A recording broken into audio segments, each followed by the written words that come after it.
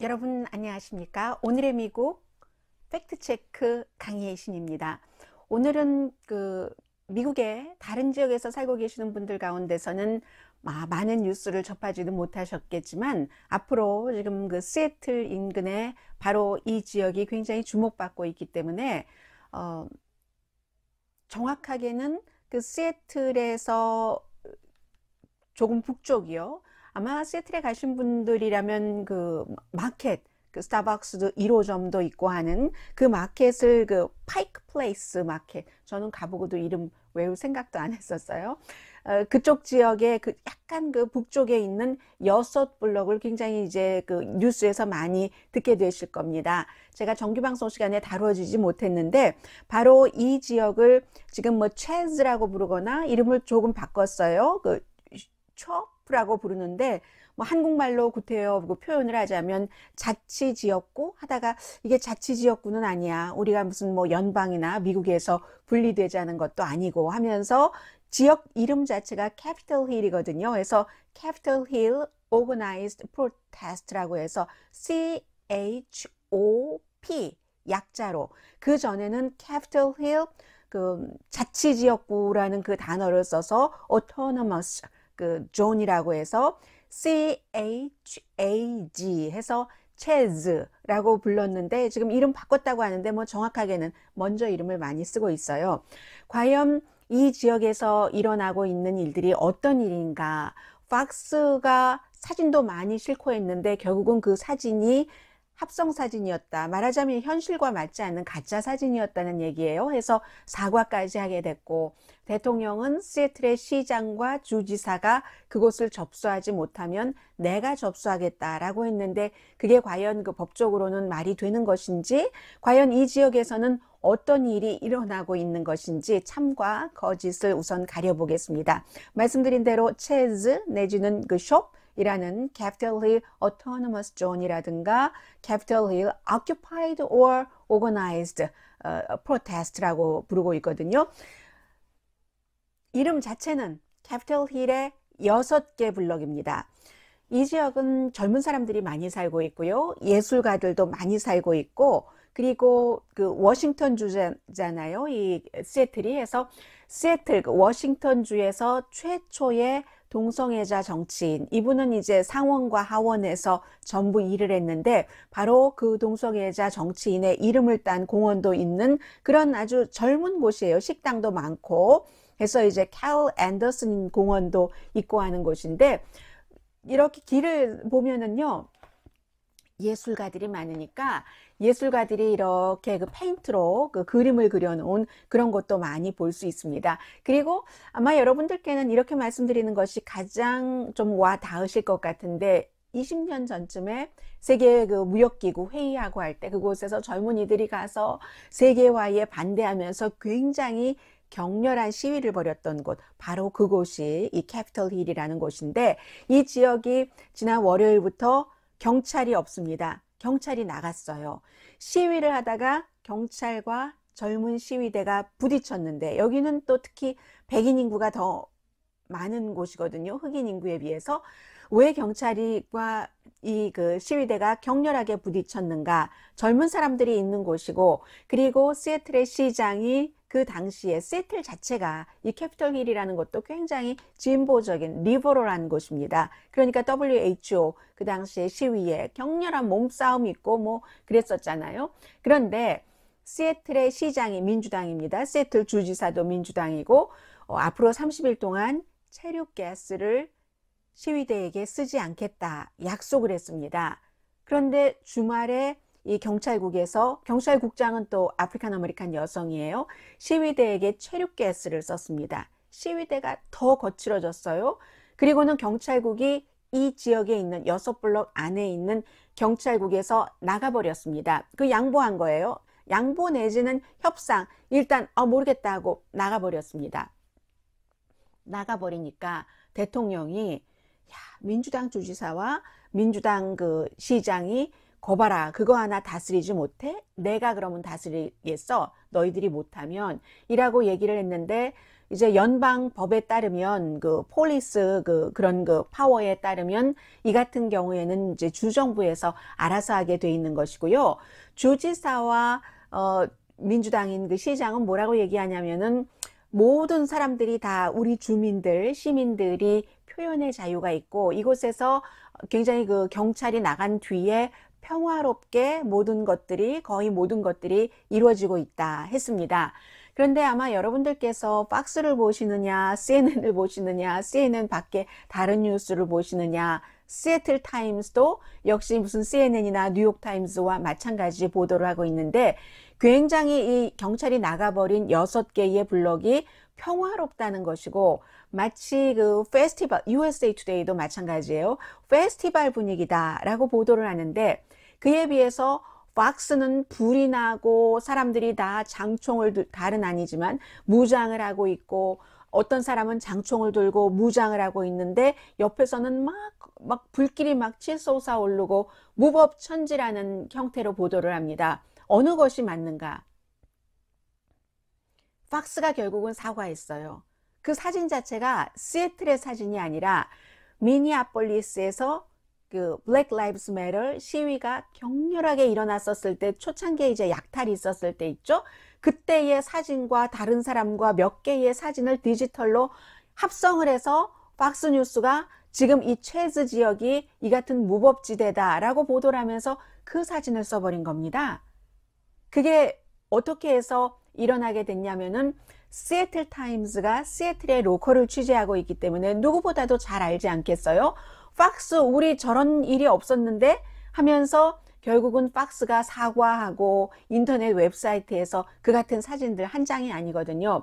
내리고 저는 여러분들께 그런 폭력적인 장면은 가능하면 유튜브에 올리지 않으려고 합니다. 그렇게 되는 일이 있었고 반대로 다른 쪽의 보도를 보면은 정말 페스티벌처럼 어린아이들은 칠판 분필 같은 것을 가지고 바닥에 그림 그리고 그리고 이제 자원봉사자들이 사람들에게 물도 나눠주고 음식도 나눠주고 누군가가 밖에서 일을 하고 퇴근하면은 그곳으로 가서 블랙 라이브스 매터 시위를 하고 경찰도 과잉 진압하면 안 된다 하는 시위를 하고 하는 음악도 있고요. 시낭송도 있고 페스티벌 분위기라는 그런 보도가 거의입니다. 팍스를 제외하고는 저는 시애틀 현장에 가서 취재해보지 않았기 때문에 제가 팍스와 그 밖의 매체를 비교를 해서 여러분들께 이렇게 전해드릴 수밖에 없고요. 그래서 트럼프 대통령이 이 지역을 국내 테러리스트다. 그리고 무장한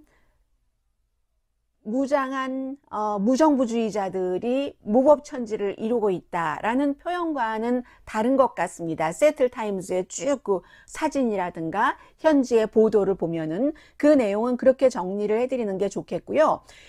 제이 인슬리 워싱턴주의 주지사도 굉장히 평화롭다라고 얘기를 하고 있지만 그러나 이 부분은 한국 분들 가운데서도 많은 분들께서 적응이 안 되는 부분들이 있으리라고 짐작이 됩니다.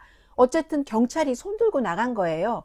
경찰이 손들고 나가고 여기를 경찰 없이 우리가 평화롭게 잘 지내보겠다고 6개 블럭인데 6개 블럭 가운데 1개 블럭은 흡연구역으로 지정을 하고요. 아무튼 그렇게 춤추고 노래하고 이렇게 하는 식으로 하고 시장의 경우는 제니 더컨 시장이 대통령이 테러리스트들이 저렇게 무법천지를 만들고 있어 라고 얘기를 하니까 None of your business. 당신은 그냥 벙커로 들어가서 숨어 계세요. 이렇게 시장 얘기하고 그러니까 완전히 지금 워싱턴 주와 시애틀 시장과 대통령과는 서로 다른 의견들을 얘기를 하고 있습니다.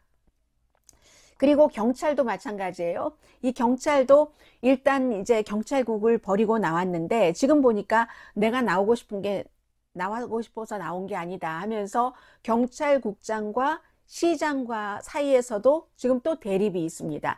시장이 할 수 없이 그렇게 하라니까 했다는 식으로 경찰국장은 얘기를 하고 경찰국장이 언론과 인터뷰할 때는 이렇게 6개 블럭에 우리 경찰이 다 나와 버리니까 비즈니스 업주들이 우리들에게 전화를 걸어서 우리가 따로 돈을 줄 테니까 우리의 치안을 지켜달라고 한다던가 여러 가지 무슨 예를 들어서 911 콜 비슷한 것을 받는데도 시위대가 점령을 하고 있기 때문에 우리 가지 못한다라고 경찰국장은 인터뷰에서 얘기를 했습니다. 그런데요, 그 카멘 베스트라는 아프리칸 아메리칸 그쪽 지역에서 태어나서 자란 그 경찰국장인데, 그런데 시애틀 타임스가 주민들을 쭉 인터뷰를 하고 그곳에 있는 식당 주인들도 인터뷰를 하고 식당 주인 이름도 있고 얼굴도 있고 뭐 식당 이름도 있어요.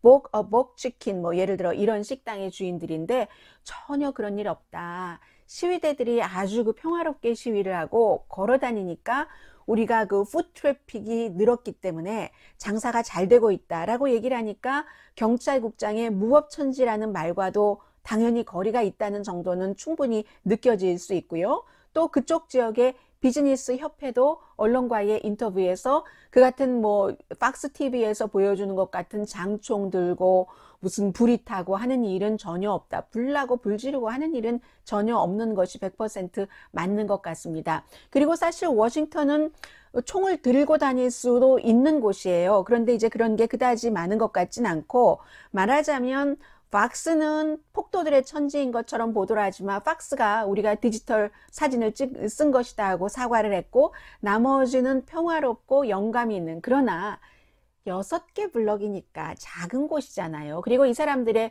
목표는, 궁극적인 목표는 우리가 영원히 여기 무슨 뭐 영원히 이런 지역을 만들어야지 되겠다 하는 사람도 일부는 있어요. 많은 큰 지역이 아니니까 상징적으로. 기본적으로 이제 그 백인 젊은이들이 많은데 좀 뭐 경찰 개혁해라, 잘해봐라 하는 것이 대체적인 그 여론인 것 같습니다. 그래서 이제 오픈 캐리 스테이트인데도 총 들고 막 장총 들고 다니는 사람을 쉽게 볼 수 있는 것은 아니고요. 그리고 15살의 한 그 고등학생이 USA 투데이와 인터뷰하는 것을 보니까 시위를 하는 데 있어서 나이 드신 분들과 우리 젊은 사람들은 그 슬픔이라든가 우리의 메시지를 표현하는 방식이 조금 다릅니다 라고 얘기를 하고 있습니다. 바로 이제 이번이 이렇게 됐다 하는 그런 얘기고, 그리고 그 사이에 이제 말하자면 미국 각 지역에서 다 일어나고 있는 일이긴 하지만 소울 서칭이라는 것을 한다는 얘기입니다. 바로 이 시애틀의 캐피털 힐이라는 6개 블록, 지금 경찰이 나가서 주민들끼리 뭐 이렇게 운영을 하고 있는 이곳이 해서 이제 일부에서는 이런 일도 있거든요. 백인들이 아프리칸 아메리칸들에게 돈을 준다.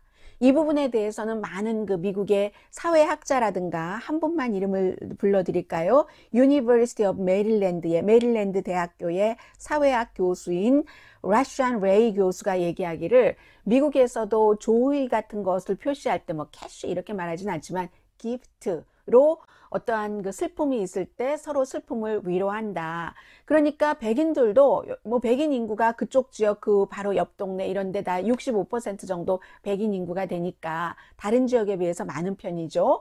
그래서 그렇게 될 경우 백인들도 뭔가 이번에는 블랙 라이브스 매터 이런 그 시위가 있으면서 우리가 분명히 특혜를 받고 있는 것 같아. 우리가 특혜를 받는데 다른 인종들이 우리와 반대 대우를 받는 것 같아 하는 인식을 하는데, 이걸 어떻게 해야 되지? 나는 사회 참여로 하는 것을 어떻게 해야 되는지 모르니까 소울 서칭 하다가, 요즘 젊은 사람들은 앱을 많이 쓰잖아요. 저도 저희 조카와 돈 거래를 할 때 앱을 사용을 해서 돈을 주고받고 하는데, 그런 형태로 평소에 잘 알지는 못했지만 조금 알던 와이프래요. 백인 Y자로 시작하니까 제가 와이프라고 했어요. White people이 Black people에게 뭐 $40, $20를 이렇게 그런 앱으로 넣어주면서 이제 그 텍스트도 보낼 수 있잖아요. Enjoy 하면은 어떤 아프리칸 아메리칸은 조금 불편한데 내 마음이 이거요 하고 다 보여줄 수가 없으니까 동조합니다. 조금은 알 수 있을 것 같아요. 당신들이 태어나서부터 나는 우리 아버지, 할아버지와 마찬가지로 살아가겠구나. 아무리 열심히 일을 하더라도 열심히 일할 기회도 없을 뿐더러 꼬리표가 붙어서 아메리칸 드림이라는 것이 나에겐 이루어질 수 없겠구나 하는 것을 뭐 아주 어렸을 때부터 보고 자란 그런 아프리칸 아메리칸들에게 화이트 피플들은 희망을 준다는 얘기고, 그런데 또 아프리칸 아메리칸은 그게 그다지 편안하지가 않은 거예요. 지금 이런 상태로 그 지역에서도 이런 일들이 일어나고 있다고 말씀을 드리고요. 그래서 이제 그 soul searching이라는 표현이 그렇기 때문에 그 적당하다고 말씀을 드리고, 그리고 예를 들어서 아프리칸 아메리칸이 화이트 피플이 하는 바디샵 같은 데 가서 오일 체인지 같은 것을 하면, 그 지역에서 있었던 일인데 $40인데요. 오일 체인지를 하는데 그 자동차의 경우에 이 백인 바디샵 주인이 그 돈을 아프리칸 아메리칸 손님에게 안 받는다는 거예요. 하면서 이분이 하시는 얘기가, 내가 바디샵 주인이에요. 대학교 다닐 때 사회학을 공부를 할 때 이 아프리칸 아메리칸이 미국에서 처음부터 어떻게 뿌리 깊게 말하자면 기회 같은 것을 원천 봉쇄 당하는 시스템이 있었는지를 내가 책에서 배웠는데 요즘 보니까 조금 이해할 수 있을 것 같다. 이런 일들이 그 체즈 내지는 첩, 그 지역에서 캐피털 힐 지역에서 일어나고 있다고 말씀을 드립니다. 그래서 백인도 흑인도 어떻게 할 줄 모르면서 뭔가는 바뀌어야 된다고 하고 지역에 젊은이가 많으니까 이런 일들이 일어났는데, 그러면 말씀드린 것처럼 무법천지냐? 무법천지는 아니다. 불타고 약탈이 일어나고 있느냐? 팍스의 보도처럼 그건 아니다. 정리를 하고, 그럼 앞으로 어떻게 할 것인가? 경찰은 지금 보니까 뭐 그냥 우리 가능하면 빨리 들어가겠다라고 하고, 또 화이트 피플들이 다 그 본인들의 입장에 서서 시위를 해준다고 아프리칸 아메리칸들이 전부 편안해하는 것도 아니라는 겁니다. 젊은 사람들이 어느 경우에는 시위를 하는데 페스티벌처럼 하니까 이게 미닝이 뭔지도 모르고 그냥 가서 참여하고 이러는 경우도 있어서 괴리감도 느낀다고도 해요. 그런데 분명한 것은 이 같은 것을 6개 블럭을 지키고 하는 좀 더 지도적인 그런 그룹에서는 요구하는 것이 있습니다. 첫 번째, 경찰국 디펀딩. 잠시 뒤에 이 디펀딩의 미닝을 말씀을 드리겠습니다.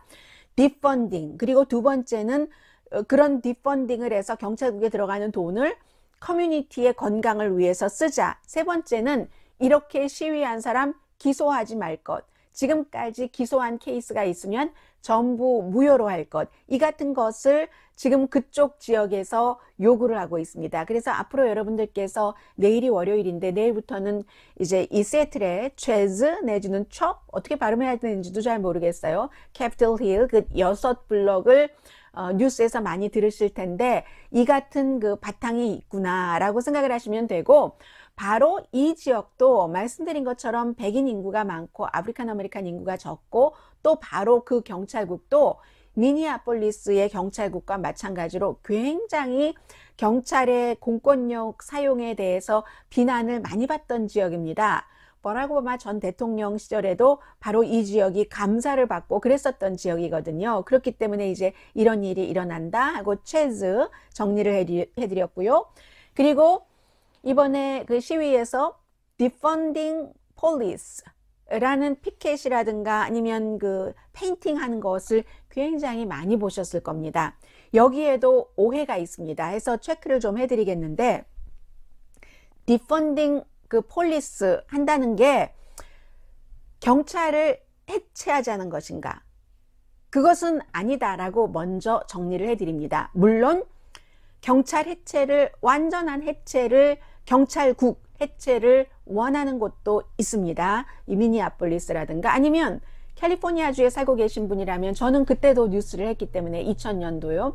여러분들께 제가 그 뉴스를 전해드렸는데, 캄튼이 이제 그 경찰국을 없앴죠. 그런데 지난 수십 년 동안 미국에서 경찰국을 완전히 없앤 곳은 몇 군데 되지 않습니다. 그리고 그렇게 해서 없앴을 때 거의 이유가 무슨 차별이라기보다는 그 기금이 없어서, 캄튼도 마찬가지였어요. 그때 기금이 없어서 결국은 LA 카운티 쉐리프가 캄튼의 그 어떠한 그 공공 안전을 지키기로 하고 경찰국을 해체했는데, 그런 경우가 아니라면 지난번에 방송에서 말씀드린 것처럼 뉴저지주의 어디죠? 뉴저지주의 캠든이라는 곳이요. 이 필라델피아 그 델라웨어 강 이쪽에 있다는, 그것도 2000 몇 년도인가요? 2013년도에 그 시의 경찰을 없애고 카운티 경찰국 관할로 바꿨습니다. 그런데 그 뒤에 이제 보니까 2012년도에는 인구가 별로 많지 않거든요. 8만 명 조금 안 됩니다. 한 7만 8천 명 되는 작은 곳이에요. 그런데 그 당시에는 1년에 67명이 살해됐다면 언제입니까? 2019년도에는 25명으로 훨씬 반 이상 오히려 이제 아주 극한 범죄율이 내려갔다 하는 것이고, 그런데 이제 말씀드린 것처럼 드물다 하는 얘기고, 이게 디펀딩 폴리스라는 게 그러면은 전체적인 의미는 경찰에 기금을 주지 않는다는 얘기면 경찰 해체인가? 알 샤프튼이라는 목사가 미국에서 가장 유명한 그 흑인 그 입장에서 여러 가지를 말하고 운동을 하는 흑인 운동가이기도 하고 민권 운동가이기도 하고 요즘은 뭐 TV쇼를 하니까 TV쇼 호스트이기도 하고요. 그래서 바로 미니애폴리스에서 경관에 의해서 숨진 그 조지 플로이드의 가족들이 이 알 샤프튼 목사와 인터뷰를 했는데 뭐 목회 활동은 당연히 하지 않고요. 오랜 동안 이 민권 활동만 하고 있는데 이 알 샤프튼 목사가 정의를 하기를 내가 우리 아프리칸 아메리칸들 많은 사람들의 얘기를 종합을 해서 전해드리자면 디펀딩 폴리스라는 것이 경찰을 없애자는 것은 아니다.